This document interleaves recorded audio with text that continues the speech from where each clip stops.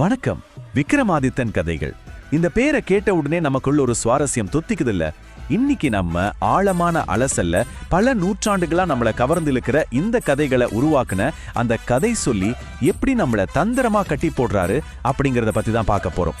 முதல் கதையான காட்டில் கிடைத்த சிம்மாசனம் ஒரு சாதாரண விஷயத்துல ஆரம்பிச்சு எப்படி ஒரு மாபெரும் மர்மமா மாறுதுன்னு உள்ள போய் பார்க்கலாம் வாங்க. சரி, நேரா விஷயத்துக்கு வருவோம். ஒரு மனிதனோட குணம் அவன் நிக்கிற இடத்த பொறுத்து மாறுமா? என்ன ஒரு கேள்வி பாருங்க. ஒரு ஊர்ல ஒரு ராஜா இருந்தார் அப்படின்னு போர் அடிக்காம ஆரம்பத்திலேயே நம்ம மூளையில ஒரு சைக்காலஜிக்கல் புதிரை போடுறாரு அந்த பழங்கால கதை சொல்லி. இதுதாங்க அவரோட மாஸ்டர் ஸ்ட்ரோக். வெறும் உண்மைகளை மட்டும் சொல்லாம இப்படி ஒரு கேள்வியை கேட்டு நம்மள அப்படியே கதைக்குள்ள இழுத்துடுறாரு. பகுதி 1. போஜராஜனின் வனவேட்டை. உஜ்ஜயினிய ரொம்ப நேர்மையா ஆட்சி செய்யற மன்னன் போஜராஜன். காட்டு விலங்குகளால மக்கள் கஷ்டப்படுறாங்கன்னு தெரிஞ்சதும் அவரே வேட்டைக்கு கிளம்புறாரு. இங்கதான் கதை சொல்லியோட திறமையை நீங்க கவனிக்கணும். ஒரு பவர்ஃபுல்லான ராஜாவை பாதுகாப்பான அரண்மனையை விட்டு வெளியே கொண்டு வரணும் இல்லையா? அதுக்கு அவர் பயன்படுத்தின ஆயுதம் பசி, அப்புறம் சோர்வு. பாதி நாள் வேட்டைக்கு அப்புறம் மன்னனும் வீரர்களும் காட்டுல அலைஞ்சு திரிஞ்சு பயங்கரமா சோர்வடைஞ்சிடறாங்க. அப்படி ஒரு கொடூரமான சோர்வுல இருக்கும்போது அவங்க கண்ணுல ஒரு செழிப்பான கம்பம் கொள்ளப்படுது. பழமரங்கள், பிஞ்சு வெள்ளரிக்காய்கள், ஆழமான கிணறு, ஒரு பாலைவனத்துல சோள கிடைச்ச மாதிரி அடர்ந்த காட்டுக்கு நடுவே இப்படி ஒரு அமைதியான இடம். இனி நடக்க போற அந்த பெரிய சைக்காலஜிக்கல் மர்மத்துக்கு கதை சொல்லி செட் பண்ணியிருக்க பர்ஃபெக்டான ஸ்டேஜ் இதுதான். பகுதி 2. விவசாயியின் விசித்திரமான குணம். இது எவ்வளவு சூப்பரா ஒரு விஷயத்தை விளக்குதுன்னு பாருங்க. அந்த விவசாயி சரவணப்பட்டன் உயர்ந்த பரன் மேல நிக்கும் போது தேவர்கள் மாதிரி ரொம்ப தாராளமா வாங்க வந்து சாப்பிடுங்கன்னு கூப்பிடுறான். ஆனா அவன் கால்கள் தரையில பட்ட அடுத்த நொடியே அவனோட குணம் அப்படியே டோட்டலா மாறிடுது. சுயநலம், கோபம்னு சீர்றான். எந்த இடத்துல கால் வைக்கிறானோ அதை பொறுத்து அவன் கேரக்டர் 180 டிகிரி மாறுறது தான் இந்த கதையோட மிகப்பெரிய ட்விஸ்ட். விவசாயி கீழே தரையில இறங்குனதும் எப்படி கொந்தளிக்கிறான் பாருங்க. ஐயோ, இந்த அநியாயத்தை கேட்பாரு இல்லையா போஜமன்னரே, நீங்களே இப்படி அக்கிரமம் செய்யலாமா அப்படின்னு கத்துறான். கொஞ்ச நேரத்துக்கு முன்னாடி அவ்வளோ கனிவா உபசரிச்சவன் தரையில கால் வச்சதும் எதிரில் நிக்கிறது மன்னன்னு கூட பார்க்காம எகிர்றான். என்ன ஒரு டிராமா!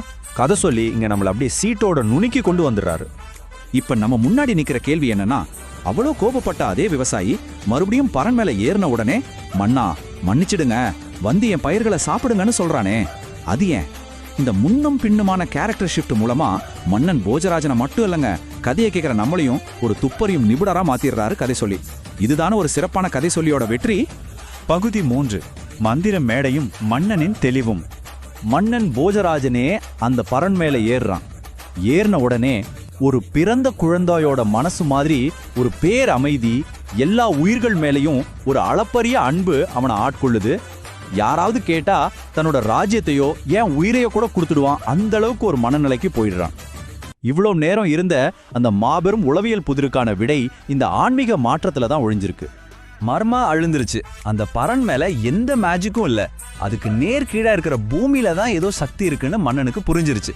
உடனே என்ன பண்ண தெரியுமா? அந்த நிலத்தை வாங்கி அந்த விவசாயிக்கு தங்கம், நவரத்தனம், பட்டு, ஏன் ஒரு கிராமத்தையே தானமா கொடுத்துட்றான். விவசாயியோட கதையை ஒரு பிரம்மாண்டமான கொடையோட முடிச்சுட்டு அடுத்து வரப்போற ஒரு பெரிய மேஜிக் சீனுக்காக கதை சொல்லி கிரவுண்டை கிளியர் பண்றாரு. பகுதி 4. பூமிக்கடியிலும் விக்ரமாதித்தன் சிம்மாசனம். இப்போ சஸ்பென்ஸ் எப்படி பில்ட் ஆகுதுன்னு பார்ப்போம். வேலையாட்கள் 6 அடி தோன்றாங்க. திடீர்னு மண்வெட்டி ஒரு உலோகத்து மேல பட்டு டிங் அப்படின்னு ஒரு சத்தம். அந்த ஒத்த சத்தம் மூலியமா நம்ம காதுகளை ஷார்ப்பாக்குறாரு கதை சொல்லி.